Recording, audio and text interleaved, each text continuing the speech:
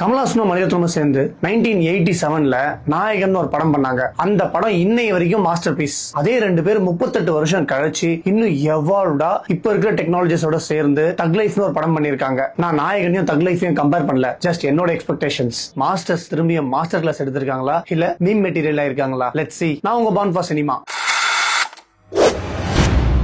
இன்னைக்கு நம்ம பார்க்க போற படத்தோட ரிவ்யூ தக் லைஃப். இந்த படத்துல கமலஹாசன், சிம்பு, த்ரிஷா, அபிராமி, நாசர், அலி ஃபாசல், ஜோஜோ ஜார்ஜ், ஐஸ்வர்யா லட்சுமி, அசோக் செல்வன், சின்னி ஜெயந்த், வையாபுரின்னு இந்தியன் சினிமால இருக்கிற பாதி ஆர்டிஸ்ட் இருக்காங்க. இந்த படத்தோட கதை என்னன்னா, காயல்பட்டினம்ல இருந்து கிளம்பி வர ரங்கராய சக்திவேல் டெல்லியில ஒரு பெரிய கேங்ஸ்டரா இருக்காரு. அவரை போலீஸ் ஷூட் அவுட் பண்ண வரப்போ அங்க ஒருத்தர் செத்து போயிடுறாரு. அவரோட பையனை எடுத்து வளர்க்கறாரு. அந்த பையன் தான் சிம்பு. ரங்கராய சக்திவேலோட அண்ணனா நாசர் நடிச்சிருக்காரு. அவரு கமலஹாசன் வர அடியாலா வந்து ஜோஜோ ஜார்ஜ் இருக்காரு. அவங்க எல்லாருக்குமே ரங்கராய சக்திவேலோட இடத்தை பிடிக்கணும் ஆசை. சோ அதுக்காக நடக்கிற கிளீஷேவான கேங் ரைவல்ரி, வெஞ்சன்ஸ், பிட்ரேயல், இதுதான் இந்த படத்தோட கதை. அதுவும் இல்லாம இந்த படத்தோட மெயின் பிளாட்டா அந்த சின்ன பையனோட தங்கச்சி காணாம போயிடுவான். அவனை கண்டுபிடிச்சு கொடுக்கறதா ஒரு ப்ராமிஸ் பண்ணி கொடுப்பாரு. ஆனா அந்த ப்ராமிஸ் பண்ணி கொடுத்ததோட முடிஞ்சு போச்சு. அதுக்கப்புறம் என்ன ஆச்சுன்னு தெரியாது. திருப்பி படத்தோட கிளைமேக்ஸ்ல தான் வரும். நாயகன் மாதிரி ஒரு மாஸ்டர் பீஸா இல்லனாலும் அட்லீஸ்ட் தியேட்டர்ல பார்த்து என்ஜாய் பண்ற மாதிரி ஒரு படமா இருக்கும்னு பார்த்தாக்கா அதுவும் இல்ல. மணிரத்னம் ஸ்டைல்ல படம் பண்ணலாம்னு ஆரம்பிச்சு அது டோட்டல் கமர்ஷியல் சினிமாவா மாறி கமர்ஷியல் சினிமாவும் பண்ணாம மணிரத்னம் ஸ்டைல்லயும் படம் இல்லாம ரெண்டுமே மிக்ஸ் ஆகி இருந்த மாதிரி இருந்துச்சு. படத்துல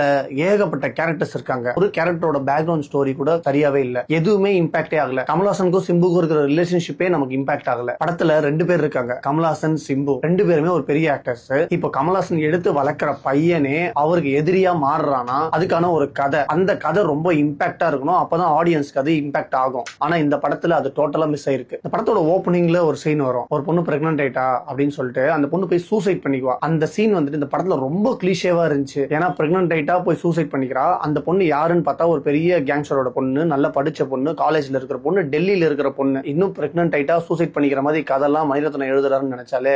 சிம்புவோட தங்கச்சியை தேடிட்டு இருக்கும்போது ஒரு பொண்ணை தேடி போவாரு கமலஹாசன். அப்ப போய் அங்க ஒரு பொண்ணை பாப்பாரு. நீ தான் அவனோட தங்கச்சி. எனக்கு அப்புறம் இல்ல சொன்ன உடனே அந்த பொண்ணு என்ன காப்பாத்துன்னு சொன்னோடனே அந்த பொண்ணை காப்பாத்தி கூட்டு வந்துருவாரு. ஆனா காப்பாத்தி கூட்டு வரவரு கூட்டு வந்து வெளியே விட மாட்டாரு. அவரே சுகர் பேபியா வச்சுக்குவாரு. அதுக்கப்புறம் கமலஹாசனும் த்ரிஷாவுக்கும் பயங்கரமான ரொமான்ஸ் சீன் இருக்கும். சூப்பரா ஏஆர் ரஹ்மான் மியூசிக் போட வச்சிருப்பாங்க. அந்த சீன்ஸ் எல்லாம் பார்க்கும்போது பழைய வப்பாட்டி கல்ச்சரை நார்மலைஸ் பண்ற மாதிரி இருக்கு. ரங்கராய சக்திவேல் சொல்ற மாதிரி அந்த ஜீவான்ற கேரக்டர் இன்னொரு பையனை வச்சுக்கிட்டு எனக்கு சுகர் பிபி மாதிரி இது ஒரு வியாதின்னு நினைச்சுக்கோன்னு சொல்லியிருந்தா ரங்கராய சக்திவேல் சும்மா இருந்திருப்பாரு. அதுக்கப்புறம் ஒரு ஜெயில் போர்ஷன் வரும். அந்த ஜெயில் போர்ஷன்ல நடக்கிற சீன்ஸ் எல்லாம் பார்க்கும்போது அப்படியே ஜிபியு படத்துல அஜித் எப்படி ஜெயில இருந்தாரோ அதே மாதிரி ரங்கராய சக்திவேல் ஜெயில இருக்காரு. ஆனா அவர் இருந்தது மும்பை, இவர் இருக்கிறது டெல்லி. ஆனா ஜிபியு வச்சு தெரியும் அது அப்படிதான் இருக்கும், அப்படிதான் எடுத்திருக்காங்கன்னு. ஆனா மணி சார் படத்துல அதை எதிர்பார்க்கவே இல்லை. அதுக்கப்புறம் சிம்பு சேஞ்ச் ஆகிற சீன் சூப்பரா இருக்கும். அந்த சீன் சும்மா சிம்பு வாட தம்பி மாடி கூட்டு போயிட்டு மாதிரி உங்க அப்பா ஒரு தாண்டா கொண்டாருன்னு சொன்ன உடனே சிம்பு உடனே நம்பிட்டு உடனே வாணி அப்படின்னு சொல்லிட்டு ஒரு ட்ரிப்பு கூட்டு போற மாதிரி. பழைய படத்துல எல்லாம் பாத்தீங்கன்னா வைஃப் அனிமூன் கூட்டு போய் கொலை பண்ணிடுவாங்க. அதுக்கப்புறம் திருப்பி ஊருக்கு வந்துட்டு அவங்க செத்து போயிட்டா அப்படின்னு சொல்லிடுவாங்க. அதே மாதிரி வா என் கூட வா அப்படின்னு சொல்லி கமலஹாசனை வந்துட்டு நேபாள் கூட்டு போயிட்டு நல்லா ஹில் ஸ்டேஷனா காட்டிட்டு கூட்டு போய் இங்க நின்று யூரின் போலாவான்னு கூட்டு போயிட்டு மலை மேல இருந்து தள்ளி விட்டுறாங்க. அதுக்கப்புறம் அங்கிருந்து அவர் தப்பிச்சு வர ஒரு சீன் இருக்கும். அதுவும் அஜித் படம் தான். விவேகம் படத்துல வர தலை விழுதலை போர்ஷனை அப்படியே மேக் பண்ணிருக்காங்க. ஒரு 4-5 நாள் நடந்து வந்து ஒரு ஹாஸ்பிட்டல்ல போய் சேர்ந்து அவரே புல்லட் எல்லாம் எடுத்து ட்ரீட்மெண்ட் பண்ணிக்கிட்டு அதுக்கப்புறம் போய் சேர்ந்துட்டு அதுக்கப்புறம் ஒரு 2 இயர்ஸ் ட்ரைனிங் பண்ணிட்டு தற்காப்பு கலையெல்லாம் கத்துக்கிட்டு வராரு. ஆனா அந்த தற்காப்பு கலைன்னு சொன்னோம்னே எனக்கு பயம் வந்துருச்சு. எங்க இந்தியன் 2 மாதிரி வந்துட போறாருன்னு சொல்லிட்டு. ஆனா ஓரளவுக்கு அதை காப்பாத்திட்டாங்க. அலி ஃபாசல், அசோக் செல்வன், ஐஸ்வர்யா லட்சுமி இவங்களுக்கு எல்லாம் படத்துல ரொம்ப மெயினான கேரக்டர். ஆனா படத்துல 75% அவங்க எங்க இருக்காங்கன்னே தெரியாது. செகண்ட் ஹாஃப்ல சிம்புவே ரொம்ப நேரம் எங்க போனாருன்னு தெரியல. அவ்வளவு கஷ்டப்பட்டு ரங்கராய சக்தியோட இடத்தை பிடிப்பாங்க. ஆனா அதுக்கப்புறம் அந்த இடத்த வச்சு என்ன பண்ணுவாங்க, அவங்க என்ன பிசினஸ் பண்றாங்க எதுவுமே காட்ட மாட்டாங்க. பாஸ்ட்லயும் காட்ட மாட்டாங்க. அவங்க என்ன பிசினஸ் பண்ணிட்டு இருக்காங்க, என்ன பண்ணிட்டு இருக்காங்கன்னு சொல்லிட்டு பிசினஸ் பண்ணணும், பிசினஸ் இம்ப்ரூவ் பண்ணணும், பெருசாக்கணும் அப்படின்னு தான் பேசிக்கிட்டே இருப்பாங்க தவிர அவங்க என்ன பண்றாங்கன்றதே காட்ட மாட்டாங்க. ஓப்பனிங்ல ஒருத்தனை ஷூட் பண்ணுவாங்க. அவங்ககிட்ட கேட்பாங்க நீ வந்துட்டு ட்ரக்ஸ் சேல் பண்றியா, அதை பண்றியா, இதை பண்றியான்னு சொல்லிட்டு. ஆனா அவங்க கூடயே இவங்க பார்ட்னரா சேர்ந்து பிசினஸ் பண்ணுவாங்க. அவ்வளவு கஷ்டப்பட்டு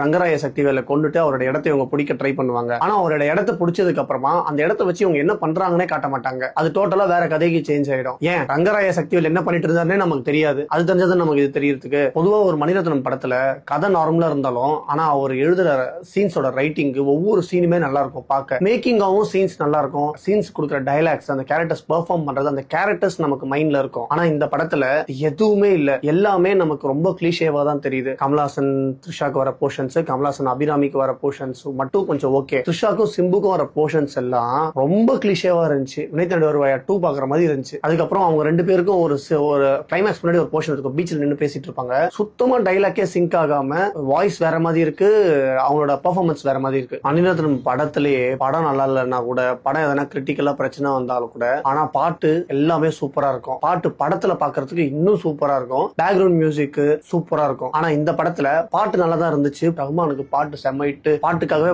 நிறைய பேர் படம் பார்க்கணும்னு நினைச்சிருப்பாங்க. ஆனா இந்த படத்துல அந்த பாட்டெல்லாம் யூஸ் பண்ணவே இல்லை. ஆனா பேக்ரவுண்ட் மியூசிக் ரேண்டமா ஒரு 4-5 மியூசிக் போட்டு அங்கங்க படத்துக்கு செட் பண்ண மாதிரி இருந்துச்சு. படத்துல வர சீன்ஸ்க்கும் மியூசிக்கும் சிங்க் ஆகாத மாதிரி இருந்துச்சு. இந்த படத்தோட விஷுவல்ஸ் ட்ரெய்லர்ல பாக்குறதுக்கே சூப்பரா இருந்துச்சு, பயங்கர கூஸ் பம்ஸா இருந்துச்சு. அந்த விஷுவல்ஸ் எல்லாம் தியேட்டர்ல பார்க்க எப்படி இருக்கும், அதுக்கான சீன்ஸ் எப்படி இருக்கும்னு சொல்லிட்டு ரொம்ப எக்ஸ்பெக்டேஷனா இருந்துச்சு. ஆனா படத்துல பெரிய ஏமாற்றம் தான். படத்துல Delhi, Jaisalmer, India border, Nepal, Himalayas, Goa, Tiruchendur, இந்த மாதிரி நிறைய இடத்த அழகா தியேட்டர்ல பார்க்கணும்னு ஆசைப்பட்டீங்கன்னா இந்த படத்தை நீங்க கண்டிப்பா தியேட்டர்ல பார்க்கலாம். இந்த படத்தோட ஆடியோ லான்ச்ல த்ரிஷா வந்துட்டு இதுக்கு முன்னாடி இந்த ஜெஸ்ஸி கேரக்டர், அதுக்கப்புறம் 96ல வந்த ஜானு கேரக்டர்லாம் நீங்க மறந்துடுவீங்க, இந்த படத்துல வர இந்திராணி கேரக்டர் தான் நீங்க இதுக்கப்புறம் ஞாபகம் வச்சுவீங்க அப்படின்னு சொல்லியிருந்தாங்க. சப்போஸ் இந்த படம் நீங்க பார்த்ததுக்கு அப்புறமா உங்களுக்கு அது ஞாபகம் வந்துச்சு, இல்ல உங்களுக்கு அந்த மாதிரி ஃபீல் ஆச்சுன்னா தயவு செஞ்சு கமெண்ட்ல சொல்லுங்க. கடைசியில எங்க மணி சாரே புஷ்பா கிளைமேக்ஸ் ஃபைட்டை பண்ண வச்சிட்டீங்களா. இந்த படத்தோட எல்லா சீன்ஸுமே பிரெடிக்டபிள் தான். படத்தோட ஓப்பனிங்லேயே நீங்க படத்தோட ஃபுல் கதை என்னன்றதை சொல்லிடலாம். இன்டர்வல் எப்போ வரும், இன்டர்வல் என்னவா வரும்ன்றத படம் பார்க்கும்போது நீங்க கண்டுபிடிச்சிடலாம். கிளைமேக்ஸ்ல என்ன நடக்க போகுதுன்றத கண்டுபிடிச்சிடலாம். படத்துல ஒரு பெரிய ட்விஸ்டா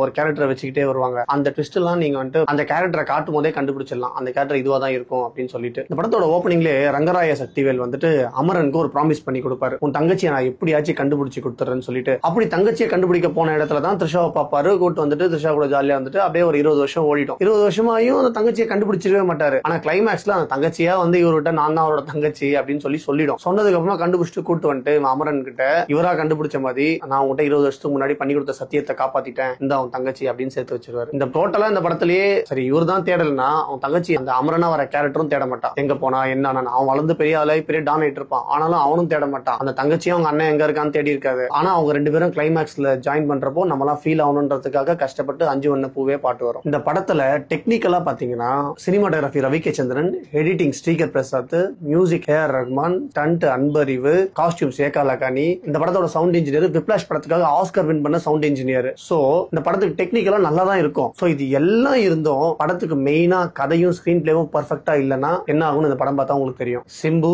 த்ரிஷா, கமலாசன் இவங்க 3 பேரும் ஒன்னா நடிச்சிருக்கிறது நீங்க தியேட்டர்ல பார்க்கணும்னு ஆசைப்பட்டீங்கன்னா இந்த படத்தை நீங்க தியேட்டர்ல பார்க்கலாம். படம் ரிவ்யூஸ் மட்டும் இல்லாம நான் 1000 வேர்ல்ட் பெஸ்ட் மூவிஸ் சஜஸ்ட் பண்ணிட்டு இருக்கேன். சோ அந்த படம்லாம் நீங்க மிஸ் பண்ணாம பார்க்கணும்னா ப்ளீஸ் சப்ஸ்கிரைப் பண்ணுங்க. இந்த வீடியோ உங்களுக்கு பிடிச்சிருந்தா லைக் பண்ணுங்க. மணிரத்னம், சிம்பு, கமலாசன் ஃபேன்ஸ்க்கெல்லாம் இந்த வீடியோவை ஷேர் பண்ணிடுங்க. சப்போஸ் நீங்க இந்த படம் பார்த்து நான் ரிவ்யூல சொன்னது உங்களுக்கு செட் ஆகாம இருந்து நீங்க பெரிய இன்டெலெக்சுவலா இருந்தா தயவு செஞ்சு கமெண்ட்ல சொல்லுங்க, கத்துக்கிறேன்.